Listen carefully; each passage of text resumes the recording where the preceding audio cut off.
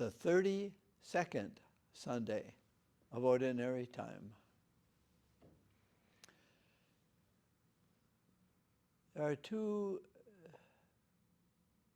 stories in today's Liturgy of the Word, two widows and two holy people, Elijah and Jesus. Main characters. Elijah is walking along and is hungry and thirsty, and he sees a widow and says, go get me a drink of water. Pretty bossy in a way for a holy man. And she says, okay. So she goes off, and he says, as long as you're up, I'll take some bread too, please. And she makes a good response. She says, well, to be honest, I just have a little flour and a little oil, and I have a son, and I was going to make bread and then eat it, and we're going to die because we don't have anything else. And of course, he makes the prophetic promise, do it anyway, do not be afraid. And she does it, and a great thing happened. At least for another year, there was plenty in the jar and plenty of oil to make good bread. Fulfilling God's promise to be faithful to Israel. So it's a story. And then we have a similar story, in a way, of people, religious people, rich people who are going to the treasury, and Jesus is just observing. And the rich people put a lot of money in there. And it wasn't just, it was in Jerusalem, so a lot of pilgrims. It was kind of a tourist tax to contribute to the well-being of the temple and religious areas of Jerusalem. And he's watching, and then he sees, oh, of course, a widow. I don't know how he knows, but Mark does. She comes in and puts in 2 coins. And he says, the others, religious, they like to trumpet their arrival. They like to be greeted. They wear religious clothes. Hello, Rabbi, honors. And this woman puts in 2 cents. So it's a dramatic story, celebrating what appears to be little, Jesus making much of little. Let's put it that way. And the opposite is he makes little of much. I must tell you a story. This gospel that we're using today, I used for my mother's funeral. My mother, she had 7 children, she and my father. One little sister died after 8 months, being injured at birth. My mother gave up going to college so she could get a job to support my father, who was in law school. She never went back to school. The reason I wanted that for my mother's funeral was my mother, as many mothers did and do, sacrificed her life for us. 6 little children becoming adults, cooking, cleaning, big house. She gave her all for us. But she didn't trumpet it. It was what she was. She was an intelligent, educated woman, read a lot, but she gave all her life's energy to my father and to her family. And there is something in the gospel today that is about,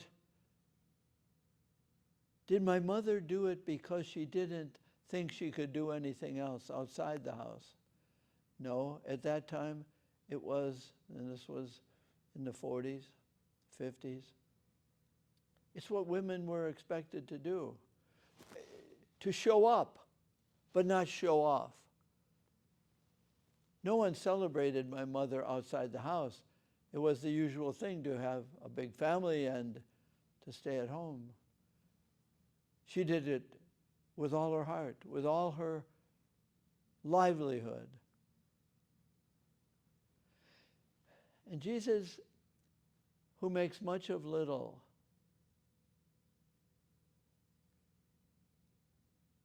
asks us not to say, my little is too little, I can't offer it.